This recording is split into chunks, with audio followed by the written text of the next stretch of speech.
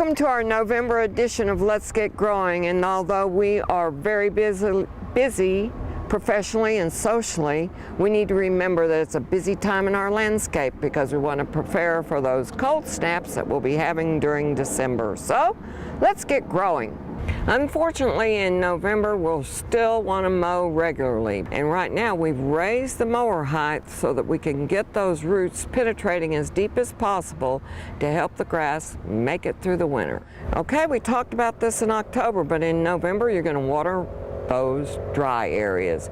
And remember, we're still using the same rule of thumb. Get it down 6 inches deep. Test that by either using a small water meter or a screwdriver.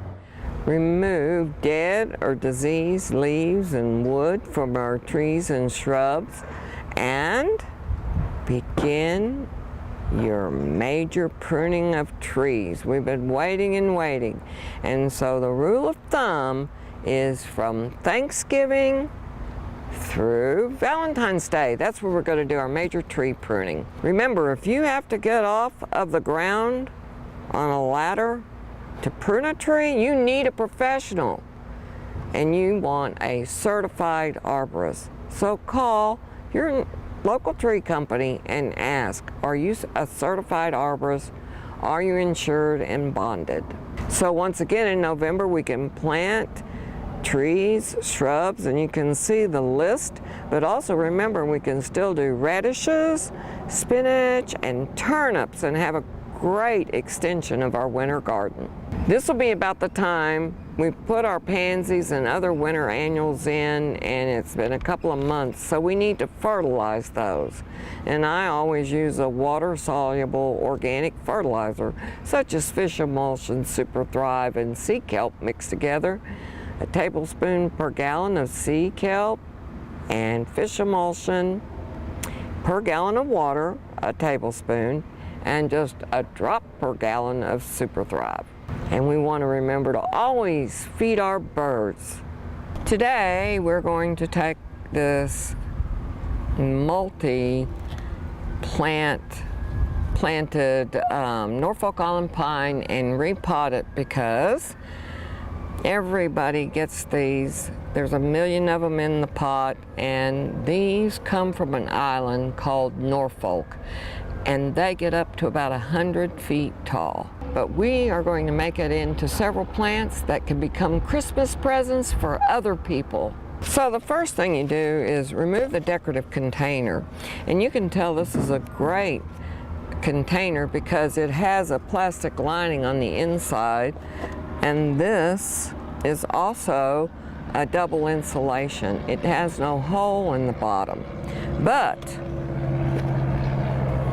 that makes sure that we don't get soil or water, on our furniture. But if you look inside, we have a container that has holes in the bottom. We never plant in anything that does not have a hole in the bottom. We're going to gently manipulate the pot, and as you can see now, it'll fall right out. This is not going to be so gentle.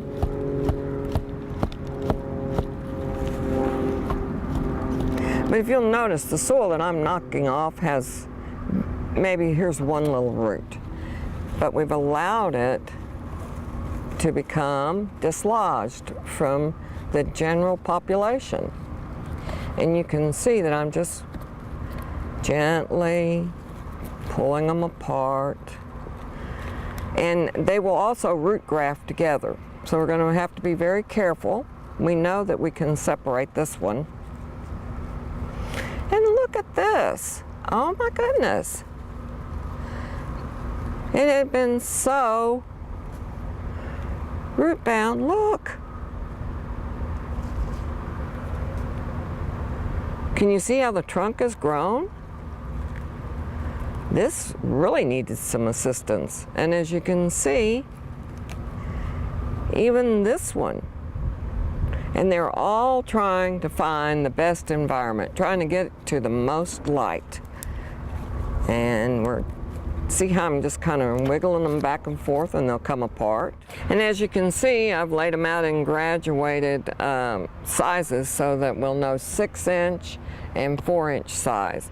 And since this plant was originally the largest one, we're going to repot it back into the original container so that the young lady that donated this will have a beautifully installed or planted interior plant.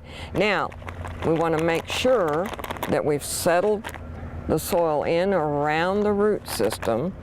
And remember, when you're planting containers, you have to have a lip all the way around the edge. And as you can see, I'm just barely poking.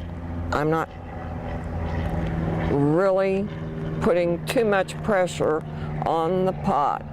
We just want to make sure, and then tap, tap, tap. Now, basically what we have here is a cutting. And a cutting will not root unless it's stable. So we don't want this thing to move too much. And we're doing 1 tree per container. And see, I'm going to leave a little edge because this is a longer root system. I don't want this debris. So I'm laying it in here at the height that I want it. And then I'm going to fill it up with soil on the downside. Now I'm going to stand it up straight.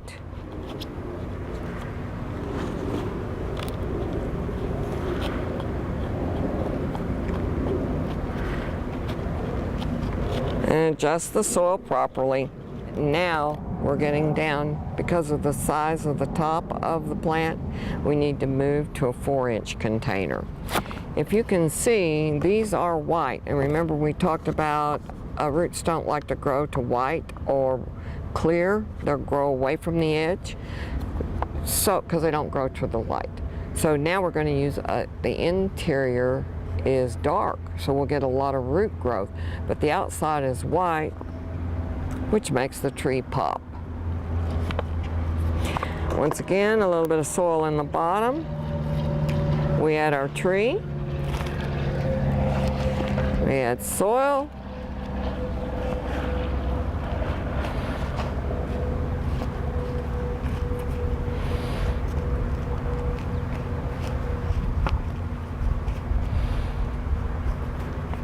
Once again, you can tell this one was way down at the bottom, much smaller than these, not getting as much light, so it's a lighter green. Now it'll have a life of its own. And if you think talking to your plants is crazy, or you talk to your plants and your husband or significant other thinks that you're crazy, you're not, because you are giving them CO2 and they are giving you oxygen. So there is a CO2 oxygen exchange, and they will clean the air in the room.